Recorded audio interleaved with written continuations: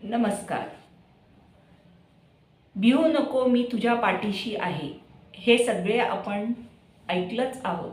असाच एक अनुभव माझ्या बाबतीतही घडला आहे.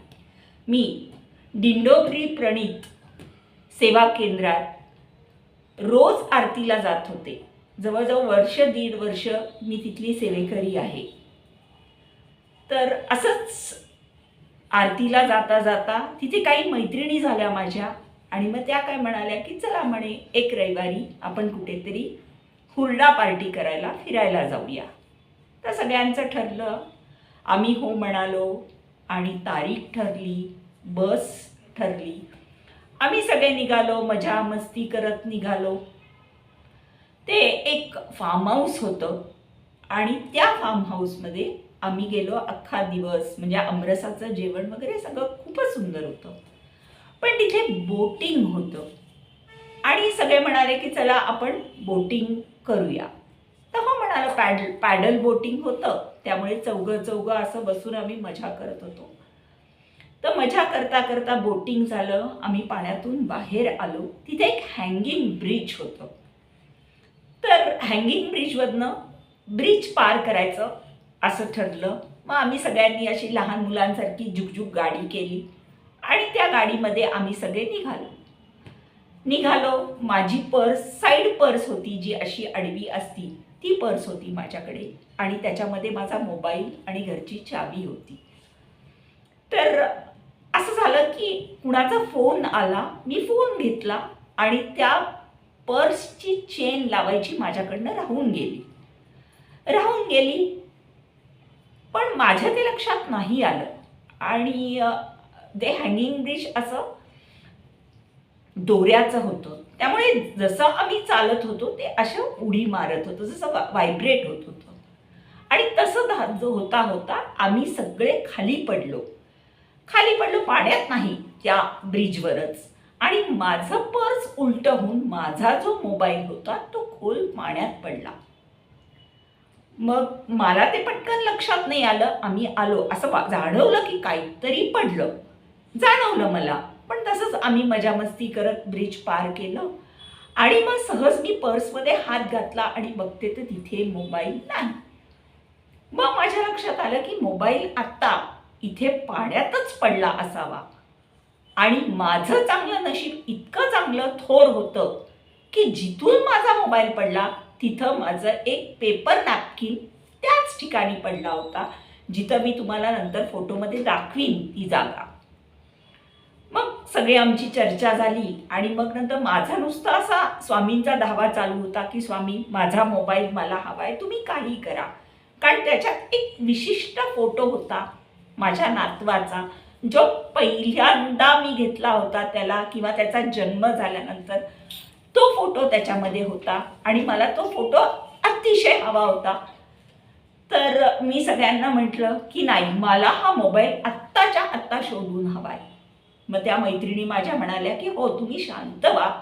तरी माझं नामस्मरण चालूच होतं. शांत व्हा. आणि ते पटकन जाऊन जिथे ऑफिस होतं तिथे जाऊन सांगितलं की असं असं एका बाईचा मोबाईल पडलाय आणि तुम्ही काही मदत करू शकता का. तर तिथला एक माणूस आला. तो पोहणारा चांगला माणूस होता. तो पटकन उडी मारला पाण्यात.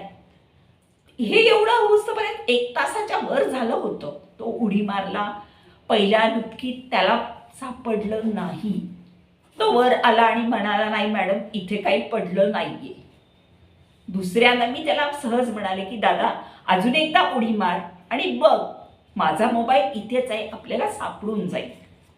मग त्या ब्रिजवर गेले आणि तिथं ते रुमाल मला दिसलं आणि मी त्याला सांगितलं की ह्या रुमालाच्या बरोबर तू खाली डुबकी मार.